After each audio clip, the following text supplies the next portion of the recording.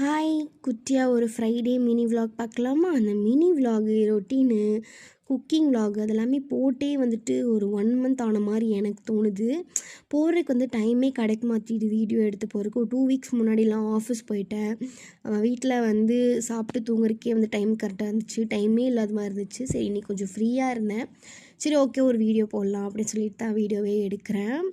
அப்புறம் வந்துட்டு இந்த ப்ரெக்னன்சிக்கு அப்போ வந்து எந்த அளவுக்கு எனக்கு வந்து ஹேர் வந்து க்ரோத் ஆச்சோ, ஆஃப்டர் ப்ரெக்னன்சி அவ்வளோ வந்துட்டு முடி வந்து கொட்டுது.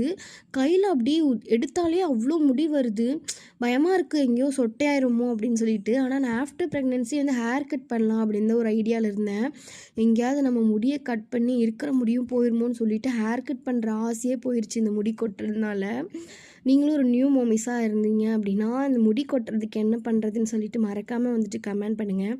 எனக்கு என்ன பண்ணுறதுன்னு தெரில. நான் எதுவுமே பண்ணுறதில்ல. இப்போ ஆனால் ஃபர்ஸ்ட்லாம் வந்துட்டு ஆஃபீஸ் போகும்போது காலேஜ் போகும்போது வந்துட்டு நான் அதிகமாக வந்துட்டு ஆயில் வைக்க மாட்டேன். அதில் தான் எனக்கு வந்து ப்ரௌன் ஹேரே வந்தது. வெடிக்கும் அந்த மாதிரி இருக்கும். இப்போ நல்லா தான் ஆயில் வைக்கிறேன், நல்லா தான் பண்ணுறேன். ஆனால் இருந்தாலுமே வந்துட்டு முடி அவ்வளோ நல்லா கொட்டு. அது இந்த ஹார்மோனல் சேஞ்சா என்னன்னே எனக்கு தெரியல.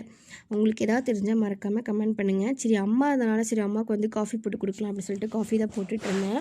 இன்றைக்கி வந்து நான் ஒரு குட்டியாக ஒரு கெட் ரெடி வித் மீ பண்ணியிருக்கேன். எப்படி இருக்குன்னு சொல்லிட்டு மறக்காமல் கமெண்ட் பண்ணுங்கள்.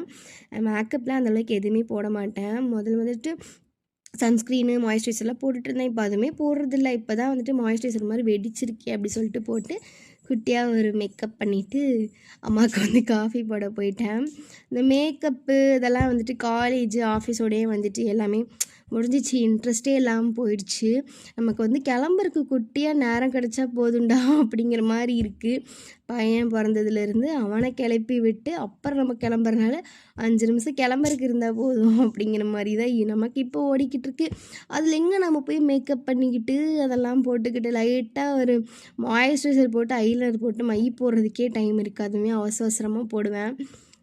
என்ன பண்ணுறது நம்மளோடது அப்படி மாறிடுச்சு. அதுக்கப்புறம் சரி அம்மாவுக்கு வந்துட்டு காஃபி போட்டு கொடுக்கலான்னு சொல்லிட்டு காஃபி தான் போட்டுட்ருந்தேன்.